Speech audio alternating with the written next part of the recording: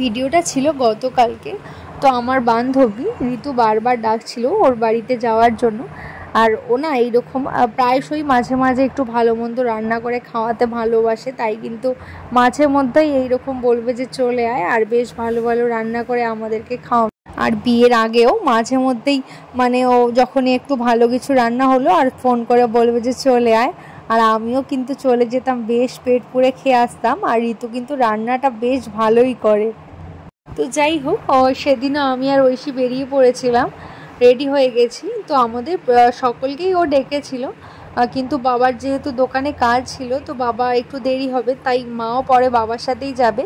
আর আমি আর ঐশী আগে চলে যাচ্ছি, বোন পড়াতে গেছে, তো ওখান থেকে বোনকেও নিয়ে নেব। তো আমরা তিনজনই যাব, মা আর বাবা পরে যাবে। তো তার জন্যই রেডি হয়ে আমি চলে যাচ্ছিলাম বাবার দোকানে, ওখান থেকেই বাবা স্কুটি করে দিয়ে আসবে। কিন্তু কিছুটা যেতেই দেখলাম যে বাবাই স্কুটি নিয়ে চলে আসে। তারপর এই যে ঐশীকে স্কুটিতে বসিয়ে দিলাম, আর স্কুটিতে বসলেই তো ঐশীর কি আনন্দ, দেখো দাদুকে একদম জড়িয়ে ধরে বসে আছে।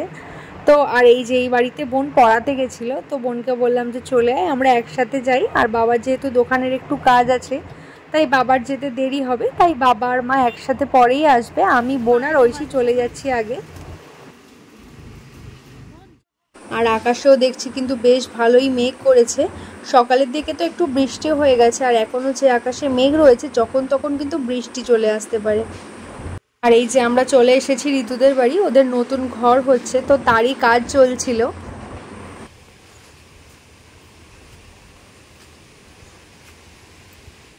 আর আমরা ঋতুদের বাড়ি ঢোকার সঙ্গে সঙ্গে দেখছি যে ভালোই একটু হাওয়াও দিচ্ছিল, আর কিন্তু 2-4 ফোঁটা বৃষ্টি হচ্ছিল। তো যাই হোক, আমরা কিন্তু ঠিকঠাক টাইমেই একদম চলে এসেছি। আর আকাশটা তো পুরো মেঘে ডেকে গেছে, আর ভালোই হাওয়া দিচ্ছিল কিন্তু। তো তারপর আমরা চলে আসলাম ঋতুদের বাড়ি, আর এসে দেখি ঋতু আরশিয়াকে খাওয়াচ্ছে। বাচ্চাদের খাওয়ানোটাই হলো সব থেকে বড় যুদ্ধ, খেতে গেলেই ওদের যত কষ্ট।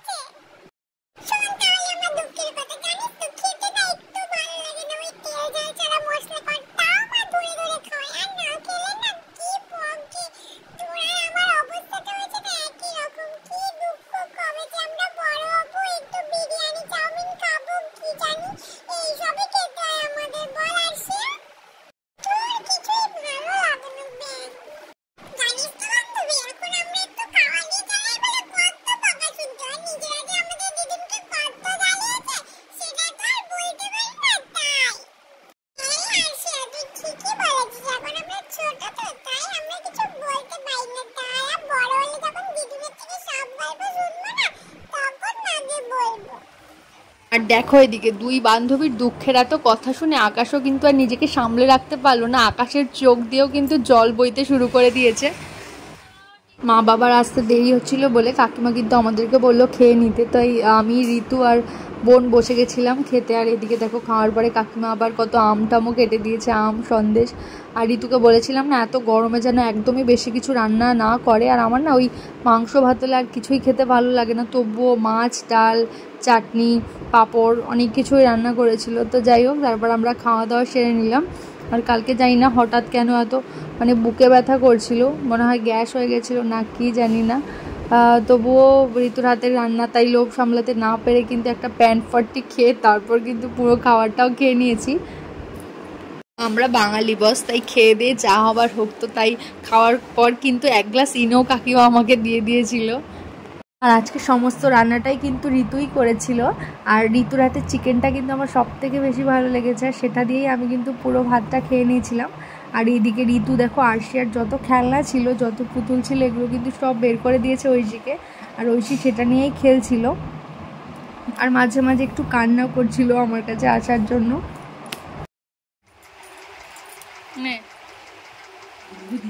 তো যাই হোক, আমাদের তিনজনের তো অনেকক্ষণ আগেই খাওয়া দাওয়া হয়ে গেছিলো, আর বৃষ্টির জন্য মা বাবার আসতে একটু দেরি হয়ে গেছিলো। আর এই যে মা বাবা আসার পর কাকু বাবা আর মা কিন্তু খেতে বসে পড়েছিল, আর কাকিমাও বাকি ছিল, তো কাকিমাও খাওয়া দাওয়া করে নিয়েছিল ওদের সঙ্গেই। আর খাওয়া দাওয়ার পর সবাই মিলে একটু কিন্তু জমিয়ে আড্ডাও দিয়ে দিয়েছিলাম। আর গল্প করতে করতে ঋতু দেখি এক গ্লাস ঠান্ডা ঠান্ডা স্প্রাইটও নিয়ে এসছে, তো এটা খেয়ে একটু পেটটা ঠান্ডা করে নিলাম। দুই বান্ধবী মিলে অনেক বদমাশি করে করে একজন তো পাশের ঘরে গিয়ে ঘুমিয়ে পড়েছে, আর এই যে একজন একটু মাসিমণির আদর খাচ্ছে।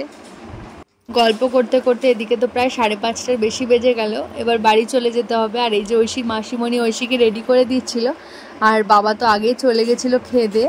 আর বোন ওর বান্ধবীর সঙ্গে একটু বাজারে যাওয়ার ছিল, তার জন্য বোনও আগেই চলে গেছে। এবার আমি, মা আর ঐশী চলে যাব। একসাথে বেশ সবাই মিলে গল্প হলো, অনেকটা টাইম কাটানো হলো, বেশ ভালোও লাগলো। আর ঋতুদের বাড়িতে আসলে না গল্প করতে করতেই সময় চলে যায়। তো যাই হোক, এই যে এবার বাড়ি যাওয়ার সময় ঋতু বলছে যে চলো কাকিমা ঘরটা দেখবে, ওদের নতুন ঘর তৈরি হচ্ছিল, তো সেটাই দেখাচ্ছিল। আর ঘরটা না কয়েকদিন আগেই ছাদ ঢালাই হয়েছে, তার জন্য কিন্তু কাজটা বন্ধই ছিল। আর এই যে ঋতু, কাকিমা, কাকু সবাই ঘুরে ঘুরে দেখাচ্ছিল যে কোথায় বেডরুম হবে, কোথায় রান্নাঘর হবে, কোথায় ঠাকুর ঘর। তো ঘরটা কিন্তু খুব ভালো লাগছিল। আর ঋতুকে মানে ঘরটা দেখছিলাম আর ঋতুকেই বলছিলাম যে তোর আর আমার স্বপ্নটা যে কবে সত্যি হবে, আমাদেরও কবে স্বপ্নের একটা ছোট্ট বাড়ি হবে। হ্যাঁ, আমাদের ঘর আছে, বাড়ি আছে, সবটাই আছে, মানে মনে হয় নিজেদের ইনকামের টাকায় একটা স্বপ্নের ছোট্ট বাড়ি করব, তাকে মনের মতো করে সাজাবো। না না, এমনটা ভেবো না যে বলছি নিজেদের ইনকাম করে সেই টাকায় ঘর বাড়ি করবো, সে স্বপ্ন বোধহয় এই জীবনে সত্যি হবে না। ওই আর কি, বরের টাকায় নিজেদের একটা স্বপ্নের ছোট্ট বাড়ি হবে, এটা স্বপ্ন দেখি। যদি কপালে থাকে নিশ্চয়ই একদিন হবে। তোমরা একটু আশীর্বাদ করো যেন এই স্বপ্নটা আমরা পূরণ করতে পারি। তো যাই হোক, এবার বাড়ি চলে যাব, তাই একটু এই যে একটু টাটা করে নিচ্ছিলাম, আর একটু বান্ধবীর সঙ্গে ছবিও তুলে নিচ্ছিলাম। গল্প করতে করতে না একটাও যে ছবি তোলা হয়নি সে কথা একদমই খেয়াল নেই। তো যাই হোক, একটু ছবিও তুলে নিলাম আর একটু ভিডিও করে নিলাম। আর আরশিয়া তো তার মামার কাছে ঘুমিয়ে গেছিলো, তার জন্য ওকে আর টাটাও করা হয়নি, ও ঘুমোচ্ছিল। তো যাই হোক, এবার আমরা বাড়ির দিকে চললাম। আর এই যে ঋতুদের বাড়িতে এসে কিন্তু আমার একজন বড় ফ্যানের সাথে দেখা হয়ে গেল। কে বলো তো?